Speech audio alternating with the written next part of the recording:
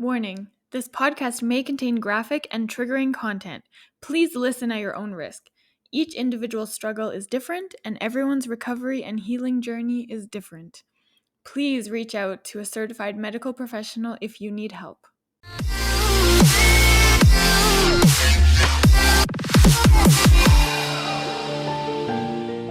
Welcome to episode 20 of Stomp the Stigma, the podcast aimed to fight the stigma surrounding mental health through education, awareness, experiences, stories, resources, and the vulnerable truth.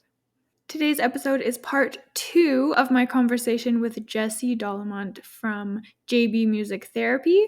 If you haven't heard part 1, go back and listen to episode 19. Otherwise, enjoy the rest of our interview and our conversation about mental health and music therapy. I love that music can trigger certain parts of your brain. Like that, that's so cool to me. So cool. One of the other things that's so fascinating about music, there's this great documentary out there starring Phil Collins. What is it called? Here, I'll Google it right now. Phil Collins music documentary. I should know this by now. A Life Less Ordinary, it looks like it's called. In this documentary, they look at him while he's getting his brain scanned and he's playing his instrument, and they watch his brain light up. It's so beautiful. But music is very much a full brain activity. So there are a few kind of core components. That's not maybe the right word. There are a few key areas of the brain that are stimulated by music. So we mentioned, the amygdala and the hippocampus. So your amygdala is the center of brain activity related to emotions, connected with social contacts. It responds to faces and sounds and music, right? Your hippocampus is involved in musical memories and context, right? So, your hippocampus goes, oh yeah, that song is like from this specific place or this specific time in my life, right? Also involved in music processing is your prefrontal cortex, so your executive functions. And music can have both positive or negative influence on cognitive processes, right? Again, that's where a music therapist can be with you to assess and tweak, what kind of music you're using, or what's happening in the process to make sure that you're focused more on the positive side of impacting those processes. Your motor cortex, of course, is involved in music making and music processing, because you can't help but tap your foot when your song comes on. You know what I mean? You kind of bob your head. We have often these almost involuntary responses to music, and that's because our motor cortex goes, ooh, rhythm. Our brain loves rhythm. Corpus callosum, which is it's the part of the brain that connects the two hemispheres. And research tells us that it's actually thicker in musicians, which is really interesting. Oh, cool. And the reason for that is because music making sends a lot of signals between the two hemispheres of the brain across and through that corpus callosum, so it's strengthening that part of the brain. Our sensory cortex is involved. It provides tactile feedback when we dance or when we play instruments, right? Or even when we feel the vibration. When you're at a concert and the bass is like in your chest. Yeah. So nice for your sensory cortex, or so terrible for your sensory cortex, right? It really depends on the person. Your auditory cortex is sparked when listening to sounds, of course, and it perceives and analyzes tones. And then, your visual cortex, if you are a seeing person, and again, your auditory cortex, if you are a hearing person, is stimulated when reading music, watching others dance, or making music. The cerebellum, that base of your brain, is larger in musicians, and constant movement to specific rhythms can stimulate nerve growth in this area, research tells us, which is so cool. We have a little infographic about this stuff, and I can send it to you. Okay. We're just starting to understand, how music affects the brain, and, we may not know in our lifetime, just the depth of how the brain works, or how music affects it. But, what we do know so far is that music affects us in a really meaningful way. That is incredible. Oh my gosh. I think one of the, I guess, stigmas surrounding, that's not even a word. One of the stigmas around, I guess, music therapy is that people can listen to music at home on their own, or play instruments, or sing, or dance, or anything. So my question is, I guess, what is the difference between somebody doing that at home by themselves versus what they would get out of a music therapy session? Yeah, the answer is the therapeutic relationship.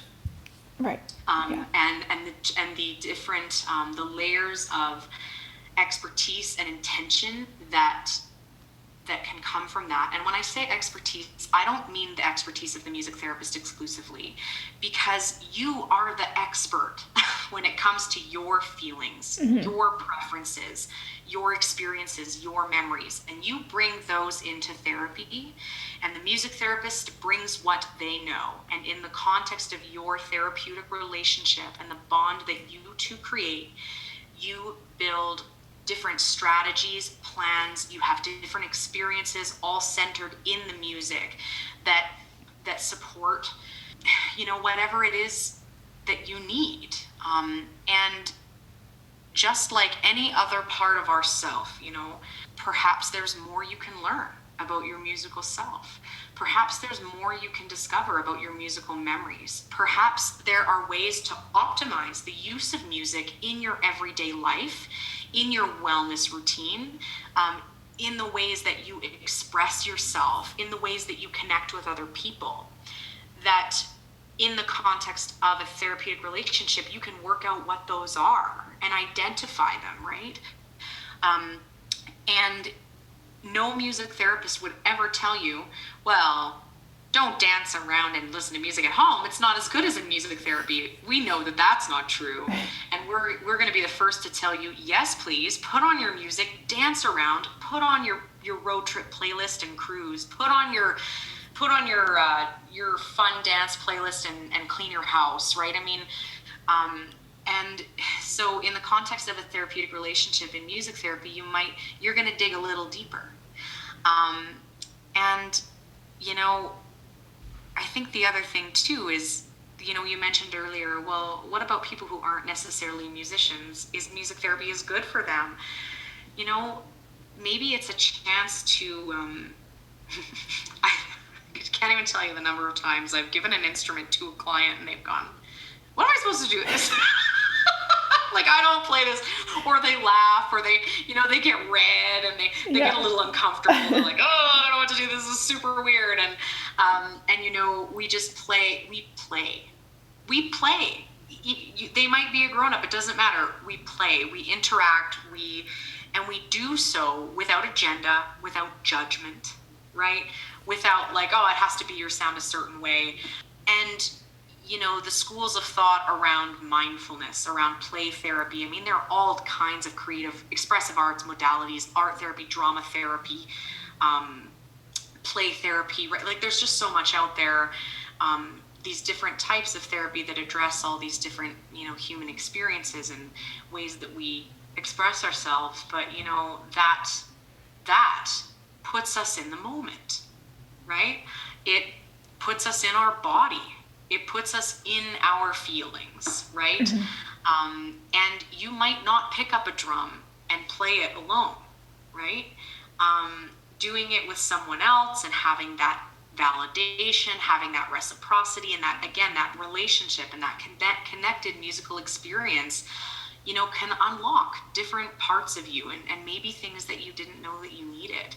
Often improvisation is something we use just to help relax the rigidity and help create, a sense of flexibility and playfulness, that everybody needs. Yeah.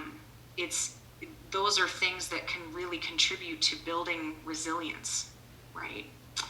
And help folks kind of adapt and move through adverse experiences.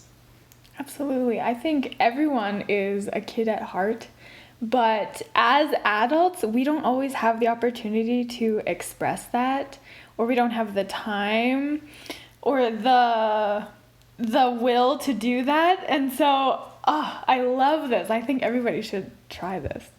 And you know what else? We don't have, we feel like almost there's a stigma Yes. around playfulness as adults. Yeah. When did we lose permission to play? Exactly. When does that happen? Yeah. It is, I'll watch folks, even in adolescence, right? Where that instinct toward play starts to disappear. And I don't know about you, but as an adolescent, I was like, I'm ready to be a grown up. Sign me up. Yeah. I was in a really big hurry. And sometimes when I'm interacting musically with adolescents and we're just playing music for fun, just the wide open body language and just the vibrating with excitement and silliness and joy and spontaneous laughter, that is just so organic in childhood, and watching that in adolescents and in adults and in folks who are experiencing really challenging times with their mental health, right? Those experiences where we've unlocked a moment of play or a moment of joy or a moment of silliness or something they just haven't tapped into in a while. It's like, ooh, it's too silly, I better, and having your music therapist go, no chance, it's not too silly, you're right. There is this part of all of us that is that playful, silly kid. There is this part of us somewhere that receives ourselves and others without judgment. And music is such a beautiful way to tap into that, to remember that, to explore that, and to kind of, just be in the moment with other people. There's this, the odd time we'll do this exercise, clients and I in a group, and my Jennifer Buchanan, who is the JB in JB Music Therapy, taught us this one as a team, where you take a tone chime and you kind of throw the sound to each other, and you point at someone with your chime. So I would ring my chime at you, and you would ring your chime at somebody else, and you throw the sound around the room. And the responses to that, the laughter and the woo, and the surprise, and the just the absolute natural playfulness that comes out of that is always so beautiful to watch. And as adults, as folks who carry all kinds of, who are receiving a lot of different signals about what is acceptable, what is not, what is okay, what is not, how we ought to behave, having moments that liberate us from that or challenge that can be a really positive experience. Oh, absolutely. It also teaches us, it might be uncomfortable for some folks. I mean, I've definitely seen some people cringe when handed an instrument. Yeah. And, and so too, discomfort is part of life, and moving through discomfort and sitting with discomfort. And again, all of these things that are, a part of many therapeutic processes, they show up in music therapy, and we just have different tools for accessing them and moving through them. Mm-hmm. Wow. So for, I guess, somebody that has never been to music therapy before, and I know this is also going to be like one of those blanket statements and it's different for everyone, but can you kind of describe what like a typical, I don't know if that's even possible, like a typical music therapy session would look like for somebody? Again, you're so right. It's really going to depend on, where we are, right? I mean, music therapy in the classroom looks different than in the hospital, looks different than in a one-to-one counseling oriented music therapy session, right? Where we're one-to-one in a mental health setting, maybe, or in a community setting. Looks different than a group home, looks different than a treatment center for addictions. But some of the things you'll expect across the board are that music therapists will take time to assess and understand your music preferences. Music therapists will take time to assess and understand, who are the important people in your life? What is it important for us to know about you? as we enter into relationship. And music therapy sessions are, they'll include a mixture often of live and, performed by the music therapist and the client, or the music therapist or the client alone, whatever, live and pre-recorded music, depending again on what your needs are, what your preferences are. Music therapy sessions will always include some element of improvisation, some element of kind of spontaneous, even if I'm playing, a song that you know really well, and I notice you doing something. I'll go, Alana, I see you doing XYZ, right? Or whatever. We might add our own lyrics about how you're feeling, right? Or what our plan is for that day. Sometimes it'll be nonverbal validation or, nonverbal improvisation kind of. You might go shake, shake, shake, shake, shake, and I might go, right? So just using music to kind of communicate and interact. And that kind of always happens in the spirit of improvisation. You'll see music therapists incorporate songwriting, whether it's spontaneous or, just writing about how you feel that day or writing about something you notice in your environment. I remember once writing a song with a kid in the hospital about these like pictures of animals on the wall to try and get them to focus on not, they were getting a line put in.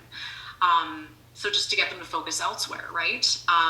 And so, yeah, there's that again, improvised, spontaneous, always kind of in the moment changes that a music therapist will use. You'll often see instrument playing and instrument exploration, right? Playing an instrument doesn't always have to be, the way it's meant to be played, right? Like I used to work with this kid who would flip the guitar like this, and that was cool, and so exploring sound, movement is always going to be part of a music therapy session, honestly, whether it's organized and guided and intentional or not. I mean, people are always going to move to the music a little bit, even if it's just with their breath. Sometimes when music therapists are working in critical care in the ICU, we're working with patients who are sedated, who are intubated. We're still watching for physiological responses. What's going on with your heart rate? What's going on with your respiratory rate? Watching the rise and fall of the chest, of the belly, and responding to that musically. So I think the key characteristics of any music therapy session are going to be both live and pre-recorded music, questions, counseling questions, personal interview questions, getting to know you, building relationship with you, knowing who you are and what's important to you. You're going to see movement. You're going to see improvisation. You're going to see emotional responses and processing those responses to music. Emotional responses to music and processing those responses to music is something that's going to happen in every music therapy session, whether it's using pictures of faces with kids to identify which one is you. Let's play that feeling, or playing a feeling on an instrument, no words necessary, or listening to a piece of pre-recorded music that you love and going, what is it about this song that you love? How does this song affect your mood? How does this song affect your energy level? I'm noticing you singing along to this song. You know every word. What, does this song have a special meaning to you?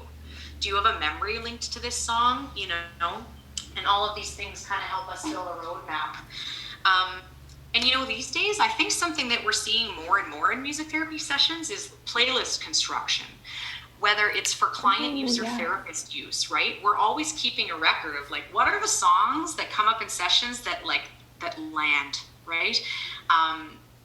Maybe the client uses those songs at home and we work together on building playlists. But I mean, I've got playlists for most of my clients so that I always know, what are our anchor songs?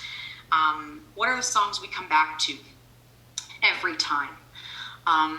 and what are the songs that, help restore feelings of safety or calm or focus or whatever our clients might need at different points. Wow, that is so cool. I'm just, I don't even know what to say. This is so cool. It's so fun to talk about.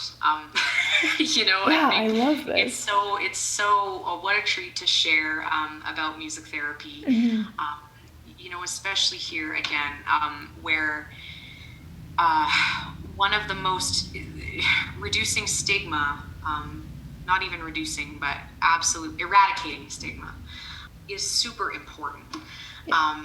And one of the ways that happens is by, folks developing vocabulary around mental health and around, hey, what are my tools and strategies? What works for me? Yeah. What's out there for me? And knowing I am not alone ever. I am never, ever alone.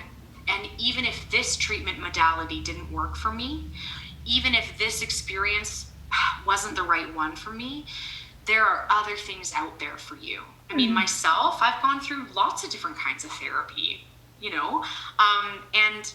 and that's it. It's about, what else is out there, and figuring out different types of therapy might work better for you at different phases of your wellness journey, of your healing journey, of your recovery journey, whatever your name is for that, and for healthcare providers, for therapists, for mental health professionals to have opportunities like this to engage with the public and really break down, hey, what we do, it shouldn't be a mystery to you, right?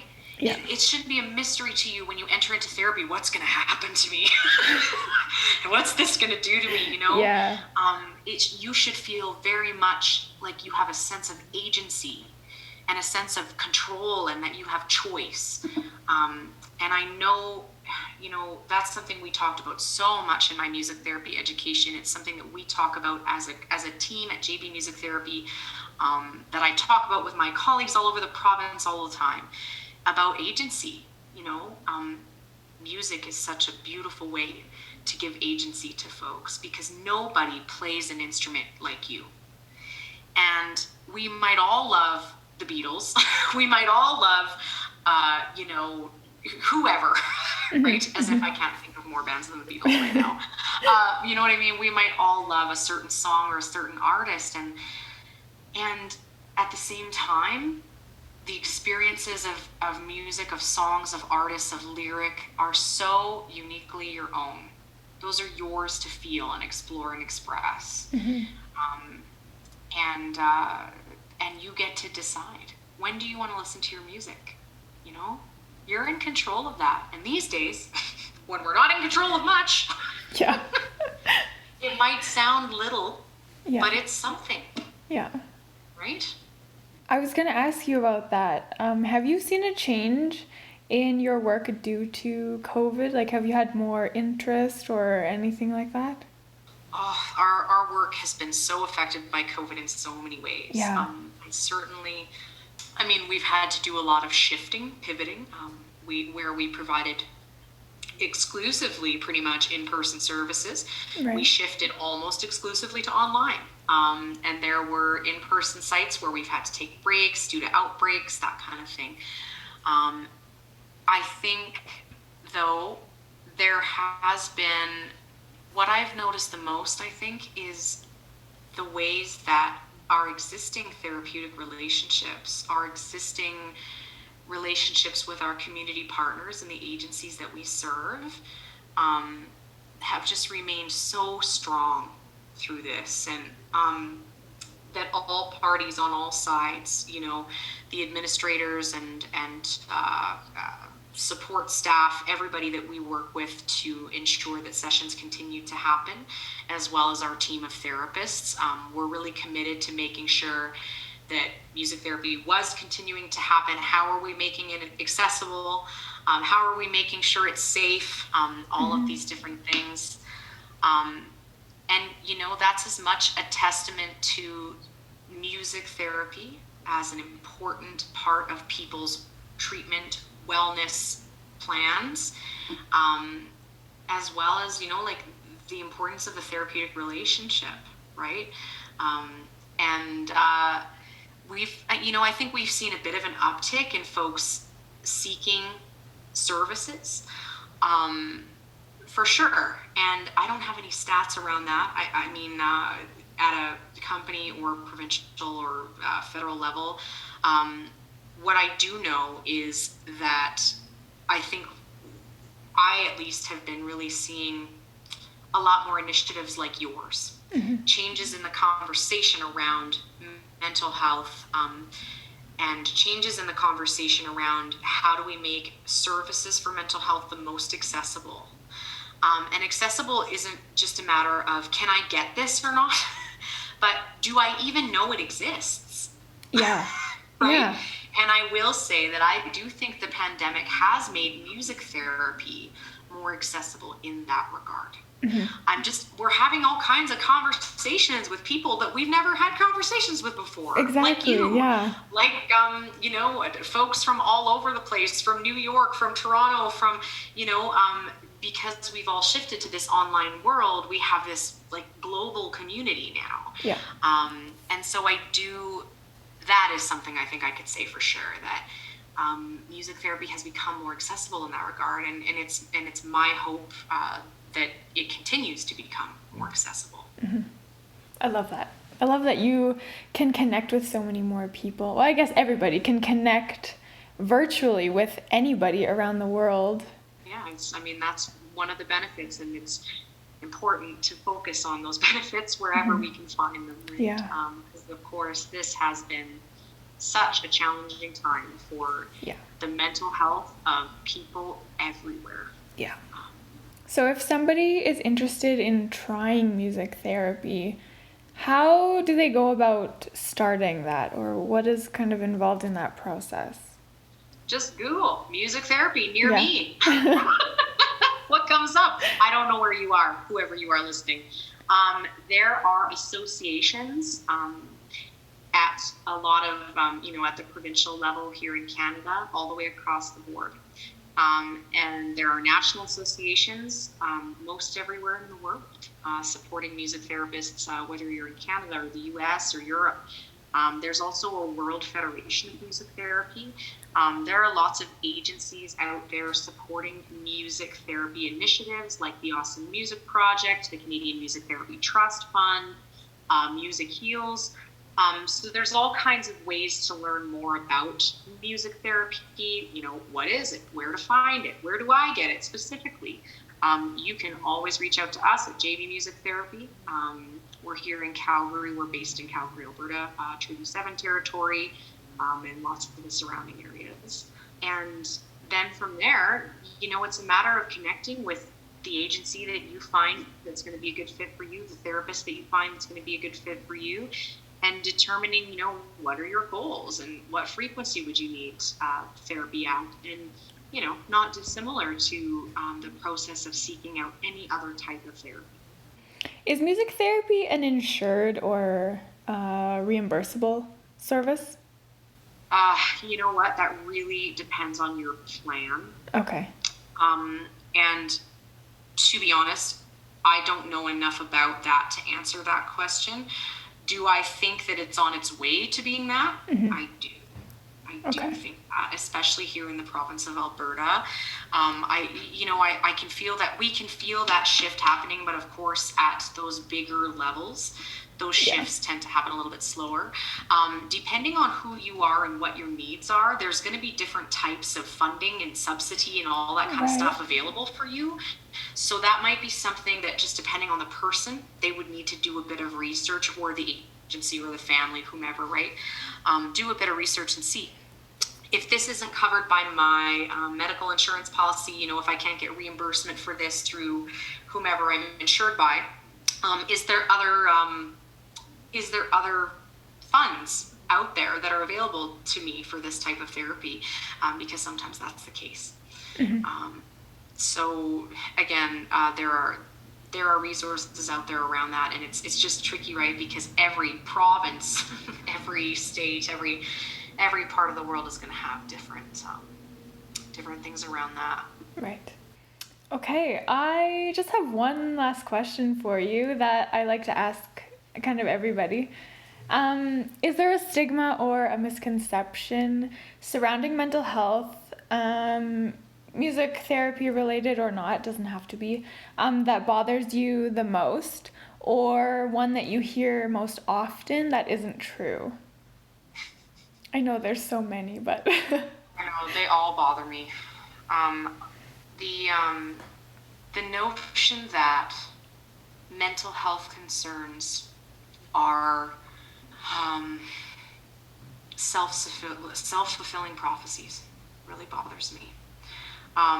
Where folks are like, well, I'm depressed and I'll always be depressed, or I have, and so just there are lots of assumptions that come with different types of mental health concerns, but the notion that they are self-fulfilling prophecies, that your future, when you are diagnosed with a mental health concern, is already written, that bothers me, because it's not true. Absolutely. And there is help out there. You are not alone. And you are so important. Your story cannot be reduced to a diagnosis. Your story cannot be reduced to, a few key words. Depressed person, anxious person, bipolar person. That is not enough to tell the world who you are, that's not the fullness of how other folks experience you, Yes.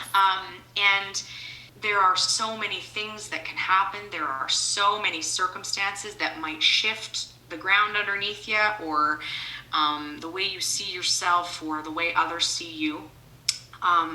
Some of them might be in your control and some of them might not. But your diagnosis is not a self-fulfilling prophecy, and other people's diagnosis are not, it's like you don't get to look at someone and decide what their future is. But nor should you. If you are someone living with a mental health concern, that doesn't decide your future, and it doesn't give other people the right to assume anything about it. There are folks out there who will show you that, and who will be witness to that, and who will remind you of that. And music is certainly one of the things that proves, there's so much more to you than just that thing, that one part of yourself. And I don't know if that answers that question. Yeah. Oh, absolutely. I could not agree more. I love that one. Yeah, I agree. Your diagnosis does not define you. No. Or whether you're not diagnosed, whichever, that is not who you are. You're not that one thing. You're so much more than that. And I think a lot of people get kind of caught up in the labels. Yes.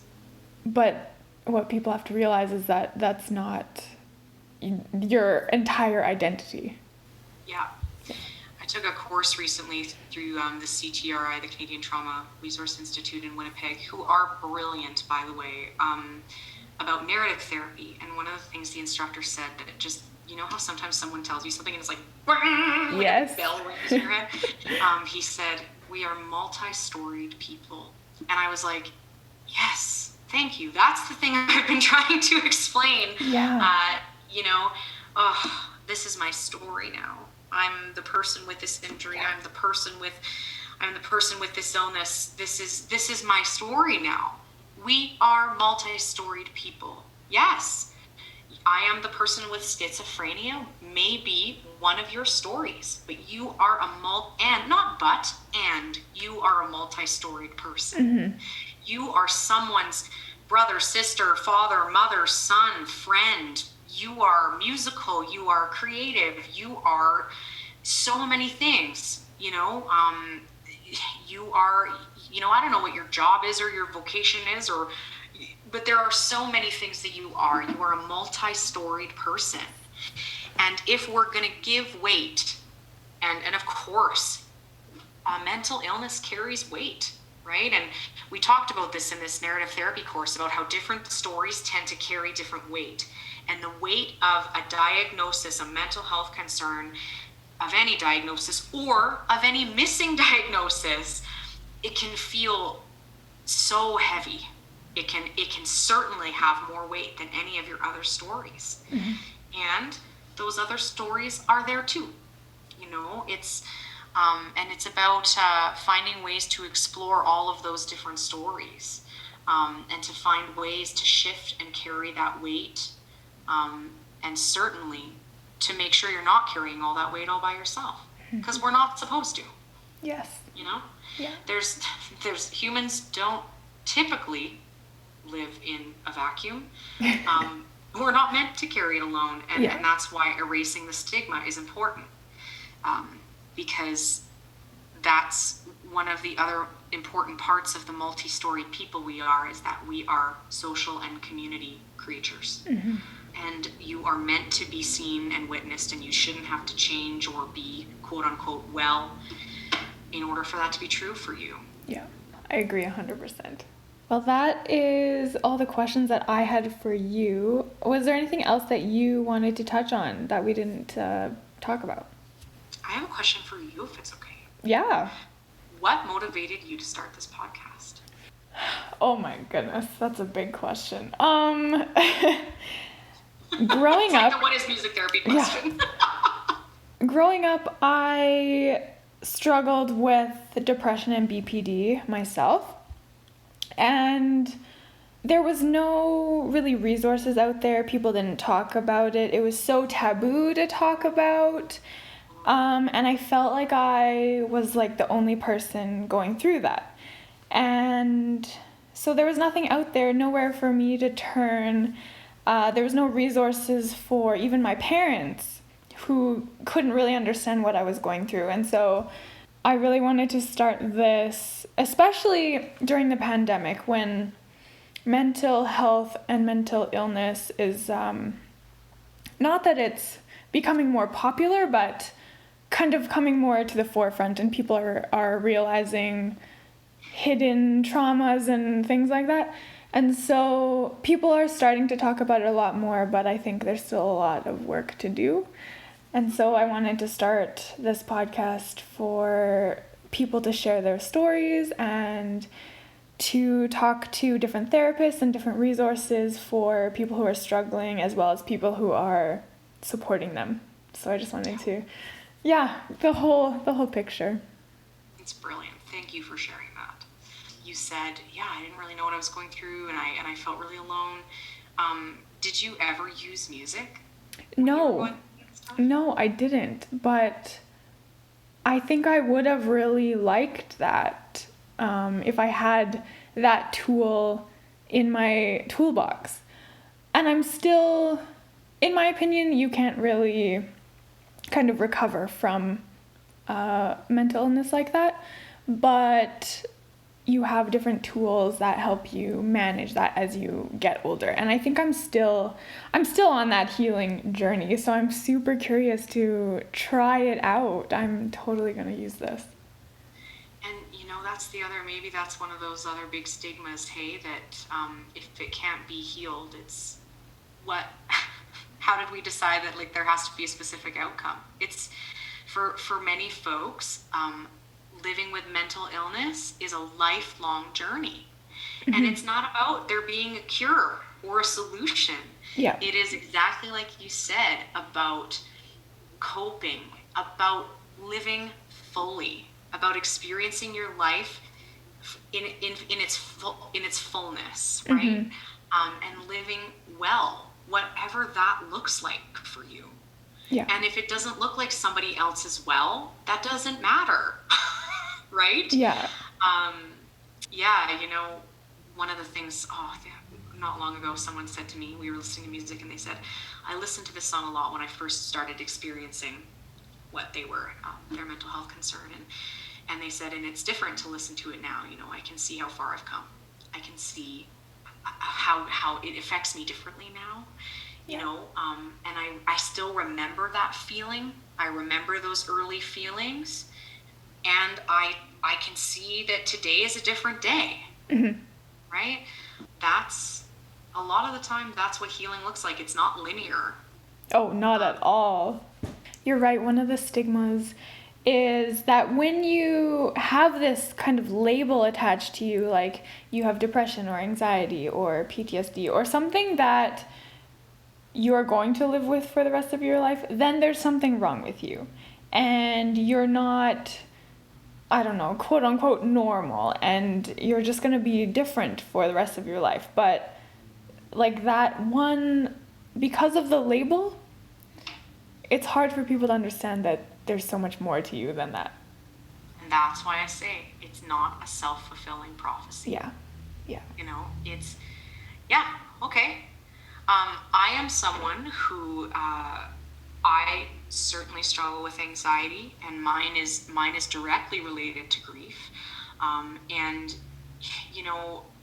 I remember moving through some of the same things in the beginning of that journey that I move through with my clients. What if I'm different forever? What if? Yeah.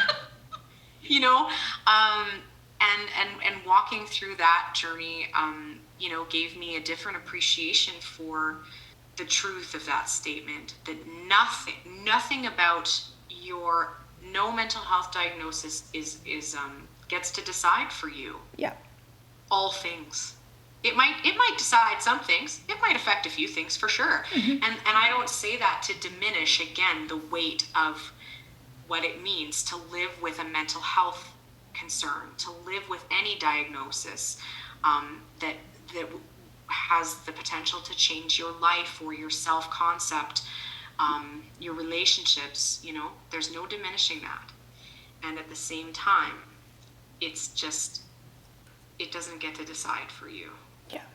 Okay, so if people have more questions or want to reach out to you or to JB Music Therapy, what is the best way for them to do that? Our website is www.jbmusictherapy.com. And there's lots of resources. There's actually an entire resource section on our website dedicated to music therapy research. And a lot of it is population specific. So you can seek really specific information about, what type of music therapy you're looking for. If you want to get in touch with us, and everything you need is there. If you're, if you're someone in general looking for information here in the province of Alberta, you can search up the Music Therapy Association for Alberta, the MTAA. They can hook you up with a therapist in your area. If you want to know more about music therapy in Canada, you can look for musictherapy.ca. That's the Canadian Association for Music Therapists. The CAMT, that's our governing body, and they look after all things music therapy in Canada. And there's also, I mentioned the World Federation of Music Therapy all over the world. And you can learn more about, wherever you're at in the world listening to this podcast, you can learn more about music therapy around you. There's an American Music Therapy Association as well, the AMTA. And again, if you're in a different province, most of your provinces here in Canada, all of them have music therapy associations. So you can look for that. And if you're elsewhere in the world, Google music therapy near me. If you're anywhere I haven't mentioned, there's, again, the World Federation can certainly help you out, and chances are you'll be able to find somebody near you. Oh, that's perfect. Awesome. Well, I want to thank you for joining me and taking the time to sit down and chat with me. I think this conversation was amazing, and I think just spreading music therapy or information around music therapy is going to help so many people, because I think it's one of those things that a lot of people just don't know about and you've never heard of before. Even though it's been around for a long time, it's just one of those, I guess, unconventional methods of therapy. So yeah, and there's so much out there. Yeah. so much out there. Exactly. People are overloaded with information right now. Yeah. Right? So like we appreciate, thank you for reaching out to us on Instagram. See, social media, the internet, there are like great things about it. Yes, exactly. It was so great to make that connection with you. Thank you for reaching out to JV Music Therapy, and thank you for taking the time to share about music therapy on your podcast. And thank you for all that you're doing with this podcast. Just like you said, this episode might benefit a lot of people. What you're doing is going to benefit a lot of people. So thank you so much, Alana, for having us. Oh, thank you. I appreciate that so much.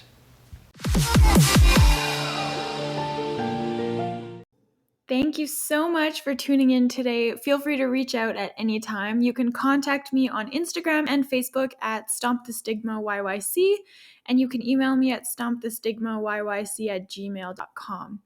If you like the podcast, please like and subscribe on YouTube, Spotify, Google Podcasts, or Apple Podcasts. And if you or someone you know would like to come on, I would love to have you. Share your story, speak your truth, and together we can stomp the stigma.